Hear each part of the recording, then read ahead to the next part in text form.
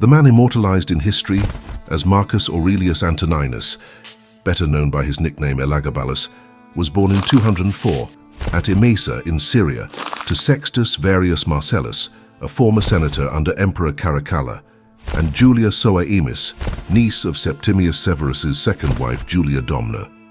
At the time he assumed the title and throne, Elagabalus was the hereditary high priest at the Temple of the Sun for the Syrian sun god Elagabal. Later, his extreme dedication to his religion would contribute to his demise. According to most sources, Macrinus had been instrumental in Caracalla's assassination. Because he feared her closeness to many in the army remaining loyal to the slain emperor, Macrinus commanded that Julia Domna, Caracalla's mother, leave Antioch. After her death, she had starved herself rather than leave the city. Her sister Julia Maesa and two nieces, Julia Soaemis and Julia Mamaea, swore revenge.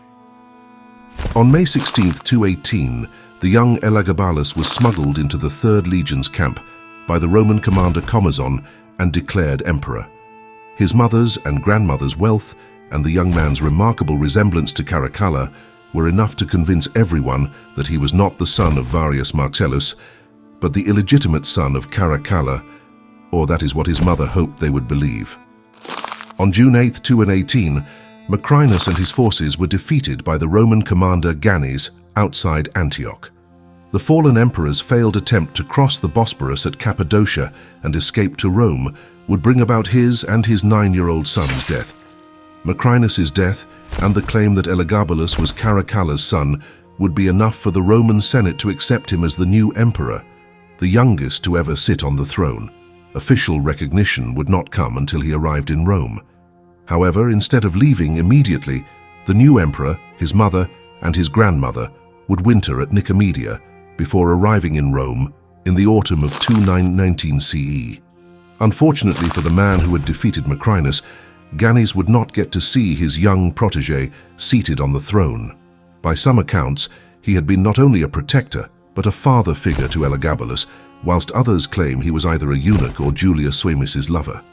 Whatever his relationship with the family may have been, his closeness to the young emperor meant that he remained a threat to a controlling mother and grandmother, and this threat led to his death. To cement his intentions, Elagabalus had a large, black, conical-shaped stone, possibly a meteorite, brought from Syria, a cult symbol of his religion, and installed on the Palatine Hill. A new temple, the Elagabalium, was built to honor Elagabal. To help improve his relationship with the people of Rome and take attention away from the new religion, Elagabalus was encouraged to marry into a Roman aristocratic family. He would have 3 wives, Julia Paula, Annia Faustina, and Aquilia Severa.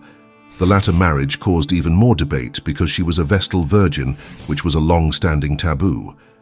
However, to prevent further controversy, the marriage was quickly dissolved.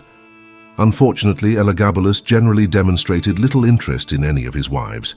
His tastes ran in a different direction, preferring the company of men. Rumors were rampant that he wandered the imperial palace as well as the streets of Rome at night dressed as a woman. He supposedly even married a male slave named Heracles. Upon Elagabalus's arrival in Rome, many of those loyal to Emperor Macrinus were executed. And, while many in the Senate were left alone, other high-ranking imperial officers were dismissed and replaced by unqualified henchmen from Syria. Of course, the day-to-day activities of government were ignored by the young ruler and left to others, namely his mother and grandmother. Both were granted the title of Augusta and even permitted to attend sessions of the Senate. Comazon, who had accompanied them to Rome, was named prefect of the Praetorian Guard. It did not take long for his family, as well as others throughout the empire, to realize that Elagabalus was completely unsuited for the imperial title, spending more time dancing around the altar of the temple and purchasing gold chamber pots and exotic foods than attending to the matters of the empire. Uprisings within the army occurred throughout the provinces, and there was even a failed attempt to replace him on the throne. In the summer of 221, Elagabalus was convinced by his family to name an heir. His 13-year-old cousin, Bassianus Alexanus, the son of Julia Mamaea, assumed the title of Caesar. Seeing his cousin as a serious rival, Elagabalus began planning Alexanus's execution, and the family became divided. Julia Soamis stood behind her son, Elagabalus, while Julia Maesa and Julia Mamaea supported Alexanus. On March 11, 222, CE, Elagabalus ordered the execution of Alexanus. However, the Praetorian Guard refused, supporting Alexanus instead. They may have been bribed. On March 13th, while at the Praetorian Guard camp, Elagabalus and his mother were executed, beheaded, dragged through the streets of Rome and dumped into the Tiber. He was 18 years old and had been on the throne for only 4 years. Upon hearing the news of Elagabalus's death, the Senate condemned his memory and named Alexanus the new emperor, who would serve with the help of his mother until 235, when he too would be assassinated.